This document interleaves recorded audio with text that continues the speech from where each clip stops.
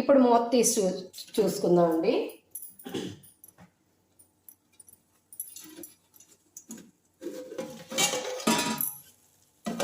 ఇలా వాటర్ అయితే వదులుతుంది. వాటర్ వదులుతూ చూడండి ఎంత వాటర్ వచ్చిందో. వాటర్ ఆయిల్ రెండు కలిపి వచ్చాయి. చాలా వాటర్ వచ్చింది. నేనైతే వాటర్ పోయలేదు. చూడండి, ఇప్పుడు హై ఫ్లేమ్లో పెట్టుకోవచ్చు.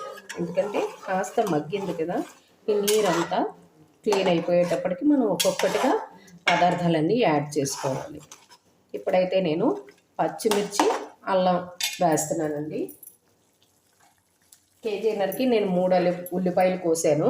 పచ్చిమిరకాయలు 10 పచ్చిమిరపకాయలు వేసాను. మాకు ఘాటు ఎక్కువగా ఉండాలి కాబట్టి 10-11 పచ్చిమిరపకాయలు, ఈ ఉల్లిపాయలు వేస్తున్నానండి.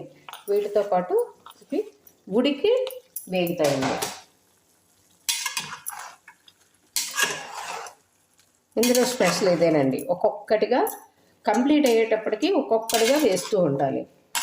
అప్పటికి ఫైనల్గా నీట్గా వస్తుంది అన్నమాట. ఇప్పటి నుంచి హై ఫ్లేమ్లో పెట్టుకొని ఈ రెండు మగ్గి ఉడికేంత వరకు ఉంచుకోవాలి.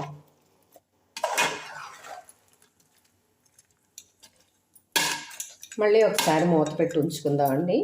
ఈ వాటర్ అంతా అబ్జర్వ్ అయిపోయి ఓన్లీ ఆయిల్ మట్టుకే తేరేంత వరకు ఉంచుకోవాలి.